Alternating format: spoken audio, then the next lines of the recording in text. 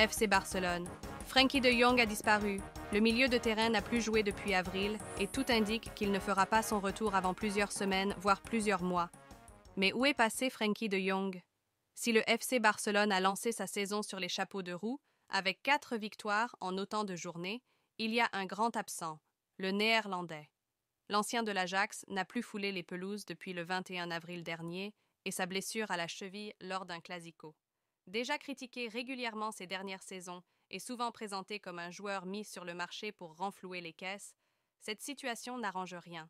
Le quotidien sport fait un gros point sur sa situation et confirme ce bras de fer entre le milieu de terrain et sa direction. Cette dernière souhaite qu'il se fasse opérer, mais le joueur ne l'entend pas de cette oreille. Il estime qu'une intervention chirurgicale ne garantirait pas forcément sa récupération totale. De son côté, le Barça est très clair. Il ne rejouera pas tant qu'il ne sera pas à 100% et qu'il n'y aura plus aucun risque pour sa cheville. On ne sait pas quand il rejouera. Les prévisions initiales du club indiquaient d'ailleurs un retour pour le début de cette saison. Puis, ces prévisions ont été décalées au retour de cette première trêve internationale. Mais comme l'explique le média catalan, le Néerlandais ne sera pas de retour sitôt. Son absence est déjà actée pour la reprise de la Liga, puis pour le match face à l'AS Monaco en Ligue des Champions dans un peu plus d'une semaine. Il n'y a même pas de date de retour en vue, alors que le joueur assiste aux rencontres de son équipe en tribune et réalise des exercices de récupération de son côté. Une situation très complexe, voire ubuesque, et qui agace forcément la direction du Barça, à l'heure où Frenkie de Jong est tout simplement le joueur le mieux payé du championnat espagnol, devant son coéquipier Robert Lewandowski et devant Kylian Mbappé. Autant dire que les choses risquent de s'envenimer assez rapidement. Oh, très bonne nouvelle pour Ansu Fati. Ansu Fati voit enfin le bout du tunnel. Le FC Barcelone vient d'annoncer que l'attaquant de 21 ans était de retour à l'entraînement collectif, en fin de convalescence pour une blessure au pied. D'après les informations de Relevo, celui qui porte le numéro 10 du club Blaugrana pourrait même faire son apparition dans le groupe pour le prochain match face à Gérone et disputer sa première rencontre de Liga avec le Barça depuis le 27 août 2023. Prêté à Brighton l'an passé, mais à nouveau pas épargné par les blessures en Angleterre, Fati n'a que très peu joué sous les ordres de Roberto De Zerbi et espère repartir sur de nouvelles bases en Catalogne. Une hypothèse intéressante pour Hansi Flick, qui ne serait pas contre l'idée de réintégrer le natif de Bissau. Le FC Barcelone s'apprête donc à donner une nouvelle chance à Ansu Fati.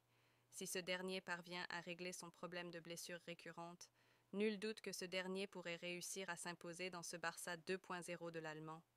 Barça, la blessure très grave. Les pires craintes se sont confirmées pour une star du Barça qui va manquer 1 an.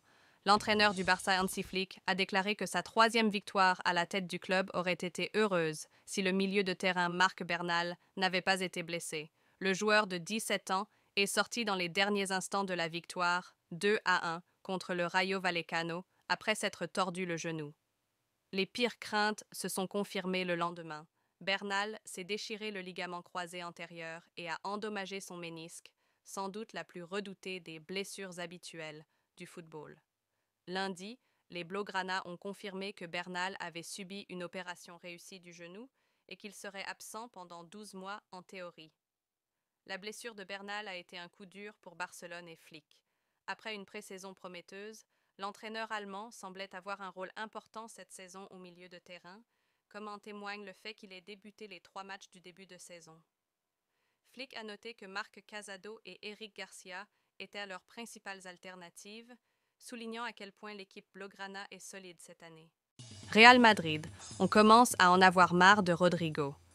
Les récentes polémiques liées à Rodrigo commencent à en agacer plus d'un du côté de Madrid. Explication. C'est, pour beaucoup, le grand oublié de la liste des 30 nommés pour le Ballon d'Or. Et Rodrigo lui-même n'a pas hésité à faire savoir ce qu'il pensait de son absence dans la liste. J'étais bouleversée, je pense que je le méritais. Je ne veux pas rabaisser les joueurs qui sont là, mais je pense que j'avais ma place dans les 30. C'était une surprise. Mais je ne peux pas faire grand-chose. Ce n'est pas moi qui décide de ces choses, a-t-il répété hier dans un entretien accordé à ESPN.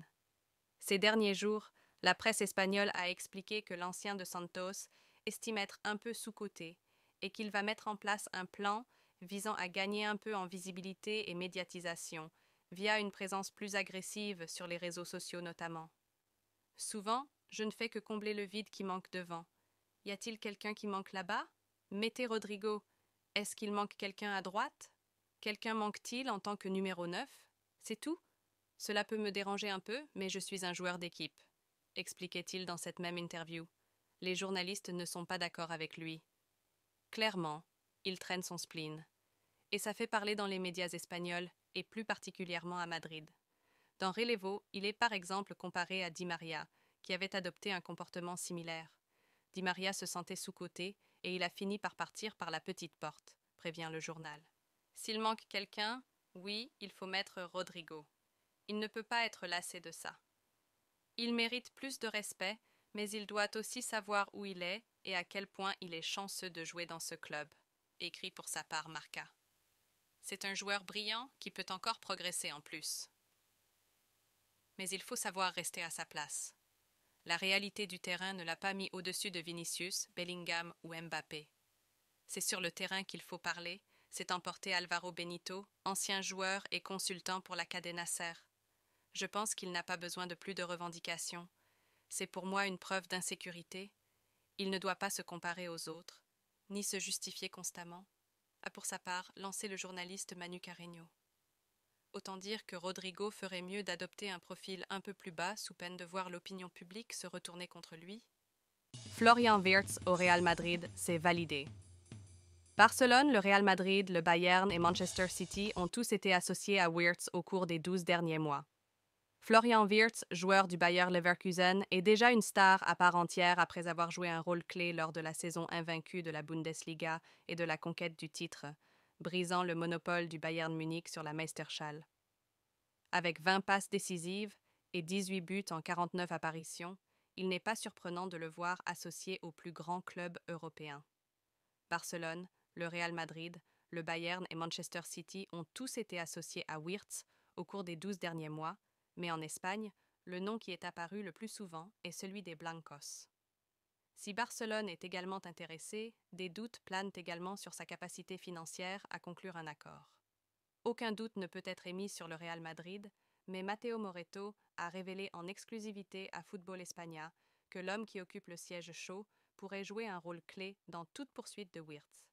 Si Xabi Alonso prouve que de nombreuses prédictions sont exactes et finit à un moment donné au Santiago Bernabéu, alors Wirtz serait plus susceptible de se diriger vers la capitale espagnole.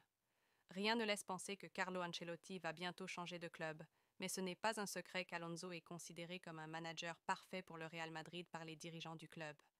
Le Real Madrid surveille déjà Wirtz de près, et il est difficile de ne pas être impressionné par sa forme. Cette saison, il a déjà contribué à 3 buts en 4 apparitions, et il a joué un rôle important pour Julian Nagelsmann lors de l'Euro 2024 cet été.